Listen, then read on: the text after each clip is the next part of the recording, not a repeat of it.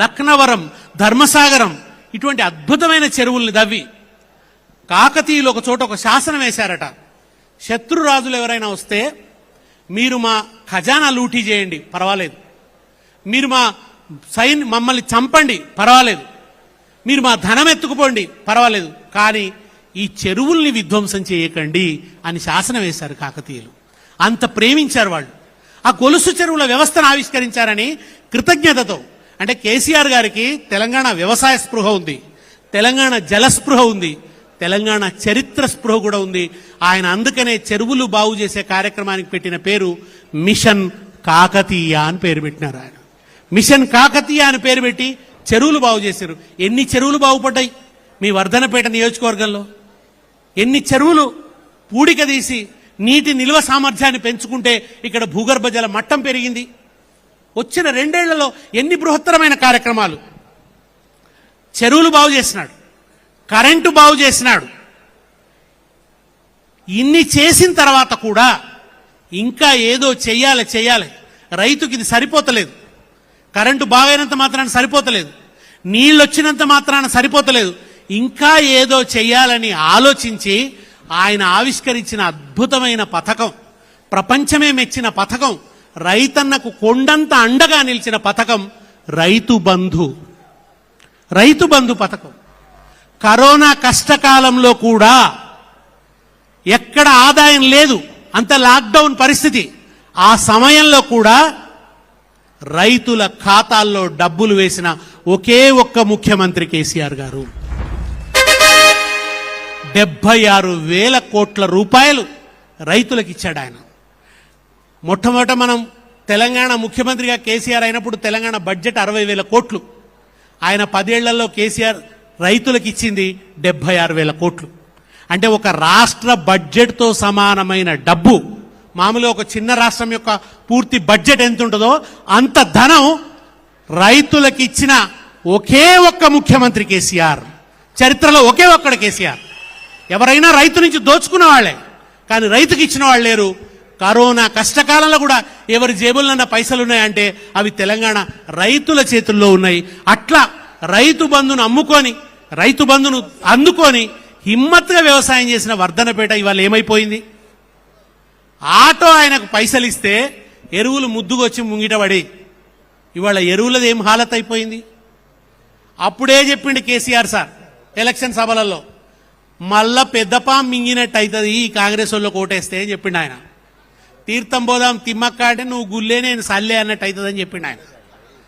సరిగ్గా ఆయన చెప్పినట్టే ఇవాళ పెద్దపాం మింగినట్టే అయింది. ఇవాళ 2 బస్తాలకు మించి యూరియా ఇయ్యడట, దానికో యాపట. మనకు 2 మిగిలినాయి. రైళ్లలో నిలబడి కాళ్ళకు వాపు, ఫోన్ల యాపు. కాళ్ళకు వాపులు వస్తున్నాయి. ఆ యాప్ ఎవడికి అర్థమైతలేదు.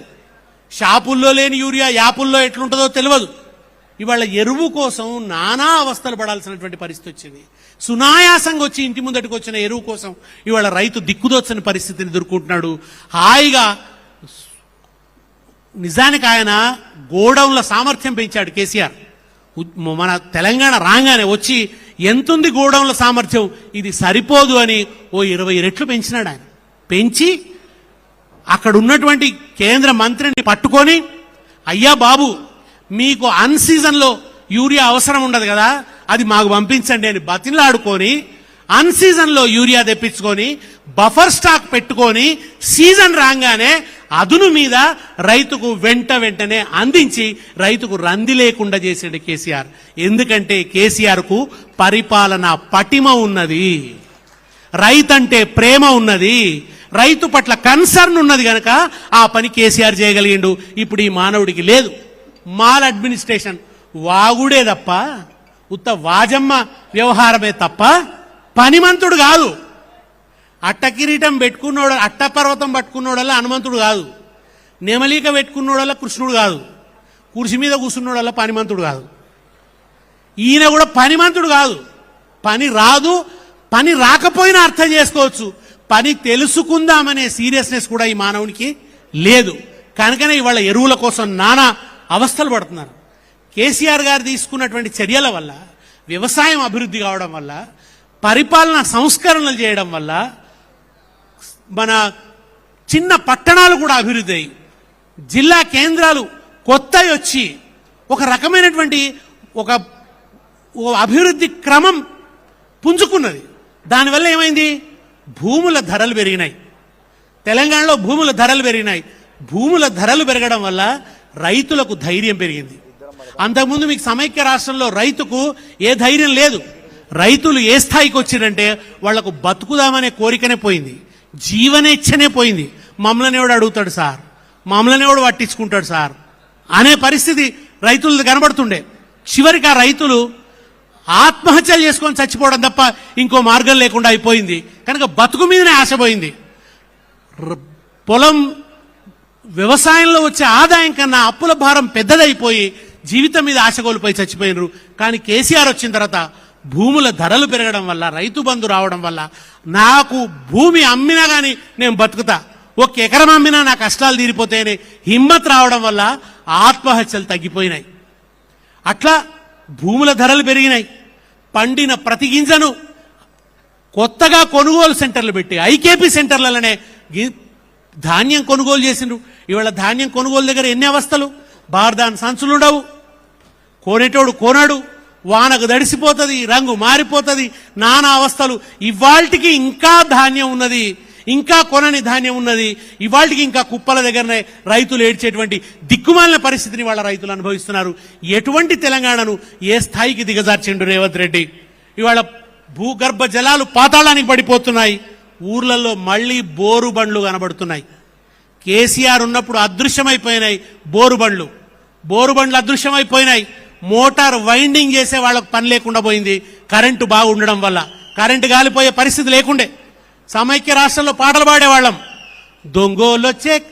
దొంగోలొచ్చే కరెంటుకు కావలెట్లగాద్దు, నేనేం సామెట్ల చేద్దు, కాలిపోయిన మోటారెత్తుక పట్టామెట్ల ఓదు, నే పైన మెట్ల చేతూ. ఈ పాట ఉండే. అటువంటిది మోటార్లు కాలిపోయే బాధ పోయింది. ఇవాళ మళ్ళా మోటార్లు కాలిపోతున్నాయి, మళ్ళా ట్రాన్స్ఫార్మర్లు కాలుతున్నాయి. మళ్ళా ట్రాన్స్ఫార్మర్ కావాలంటే నానా తంటాలు పడాల్సి వస్తున్నది. మళ్ళా కరెంటు ఎటమటమవుతున్నటువంటి పరిస్థితిని ఇవాళ మనం చూస్తున్నాం. కనుక కేసీఆర్ చెప్పినట్టు మళ్ళా పెద్దప మింగింది. ఇదంతా ఒకవైపు. నేను ముఖ్యంగా ఒక విషయం చెప్పడానికి వచ్చిన, మీరు మెలకువతో